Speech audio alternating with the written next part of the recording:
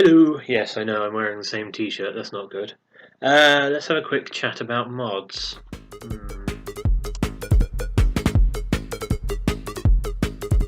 Hello, everybody, and welcome back to Console Mash. And welcome to this kind of moany, no, not quite moany vlog. As we all know, or as many of you will know, Steam, who's owned by Valve, have now started monetizing mods. At the moment, it's just for Skyrim. But I'm guessing it's going to spread to other games in the near future, which is a bit of a shame. This is kind of a double-edged sword. I can see. Sorry, I can just see myself. Yeah, I'm wearing the same shirt again. Sorry. Um, Purely because, I mean, if you make a mod or if you make something that's of a high quality. I mean, we don't get money for our videos at the moment because we haven't got enough subscribers and things like that. And quite frankly, I don't think I'm producing them to a decent enough extent to be able to earn money from it. I hope to in the future. I very much doubt I'll be able to get along the lines of Boogie or Nerdcubed or anybody like that, but at least a little bit. But this is the thing: if you make mods and you make very good mods, then yeah, you should be able to maybe get a little bit of money for it. But this is the thing, with this, you can charge for your mods, but Valve will take 75% of that money. So if you charge £1 or $1 for your mod, whether it be, if it's for Skyrim, a sword, or I don't know, some armour or something like that, I haven't played Skyrim for ages, you're only going to see about 25 pence, 25 cents of that money. And the thing is, you won't even see that until you've sold, what was it, $100 worth? $100 worth. And I mean, if you're only getting 25 cents from that, you've got to wait until you've got to basically sell 400 units to then get to be able to start getting money. And this is the thing, that to me doesn't sound worth it. I don't know. I haven't made mods for ages. I used to a while ago, but that just doesn't sound worth it to me. And this is the thing, if it was anybody else, it would have probably been okay. But it's Valve. And it's Steam. And we all know the amount of rubbish that has found its way onto Steam in recent months and years. And the fact that Valve don't police any of their games that go on there. So you could end up paying for something that ends up being a load of rubbish. The thing is, they have tried to think about this, and they have said that they will give you a 24-hour period to return the mod, or, to uninstall it and return the mod and get your money back, which is fantastic. But the thing is about that, is after the 24-hour period's up, that's it, you've got the mod.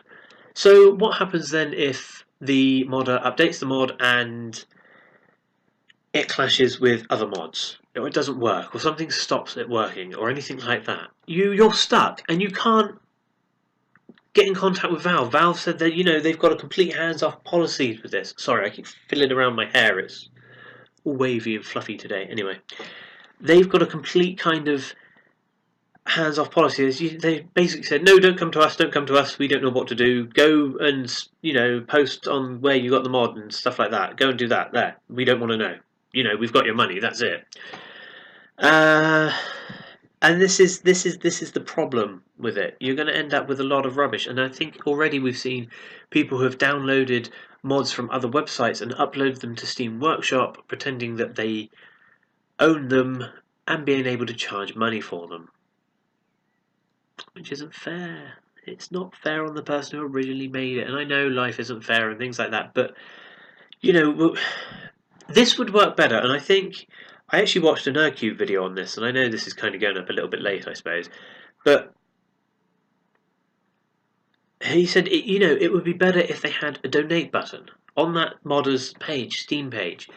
That would be fantastic, because you could get a mod and download it and see if it works, and if it's brilliant and things like that, you can go, yeah, I'll donate money to them. I mean, one of my favourite games at the moment, and I haven't done a video on it yet because I want to do it justice, and I don't feel like I'm going to be able to in a video, is Cities Skylines, and it's a brilliant game. It's far better than SimCity is now, and maybe even ever was.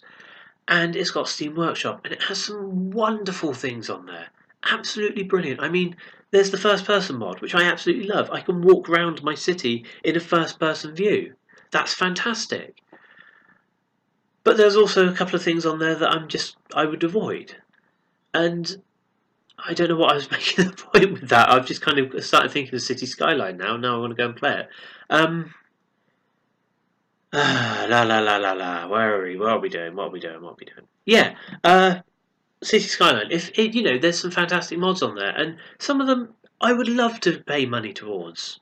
I would pay money towards the person who did that mod because it's fantastic. It really is. I'm sorry, I'm gonna have to have a sip of water because it's gone sweaty. Because that mod is fantastic, and there are some really great work coming out of Steam Workshop. But there's also a lot of crap. And the thing is, if I want to put money towards, say, this, if I hope that City Skylines don't charge for their mods. I really hope, because the developers themselves can actually say whether they want to monetize these mods or not. So I'm really hoping they don't want to monetize these ones. But say I downloaded something for Skyrim and I thought it was fantastic, brilliant. If there was a donate button, I could go to that thing and go, right, I want to donate some money towards this. I want to donate, I don't know, £3 or £4, maybe £5. Brilliant. This works brilliant. But if it's on there and somebody's charging a tenner for it or something like that, or something ridiculous like that, because that's what's happening at the moment, there are people there charging way too much for some of these mods. If I've got to pay for it, mods are going to become DLC, basically. And quite frankly, a lot of us have had enough of DLC. And I know I've talked about the House of Wolves and things like that, and the Mario Kart DLC that's come out that was really good. I mean, I bought the double package thingy, so I paid £11 for like the two. So, but this is the thing. Going on to DLC very quickly, DLC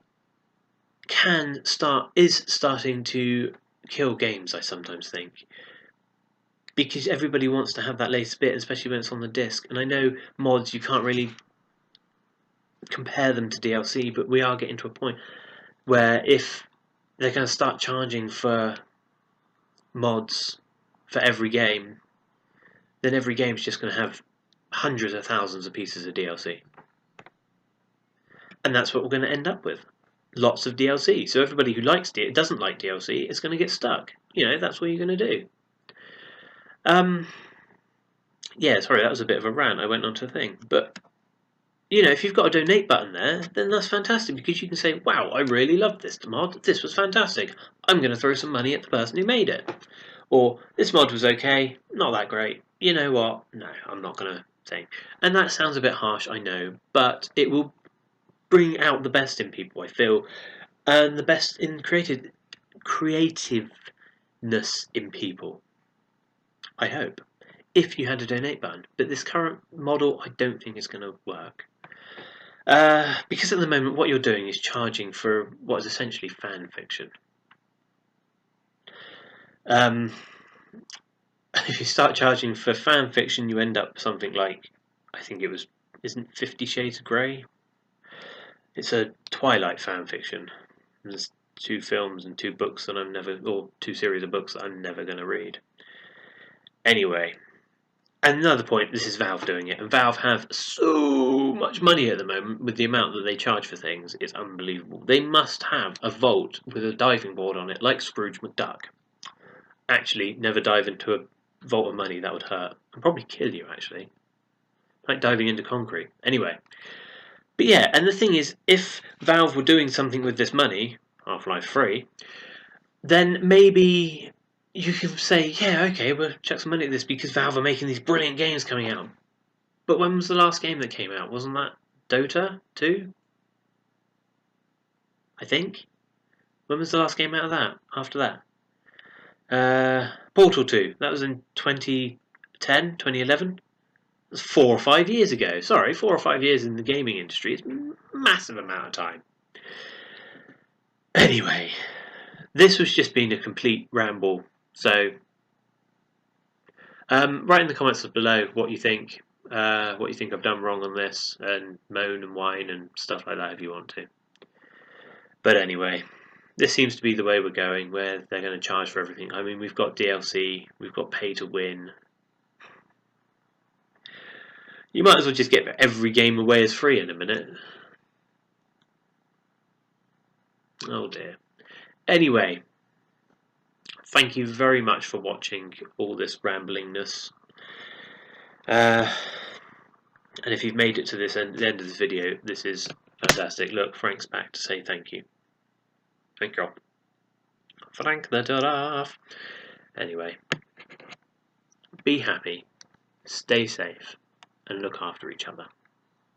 And I will speak to you soon, probably next week sometime, as we do more Destiny stuff, because Bungie are having their next thingy, aren't they? Yeah. Bye!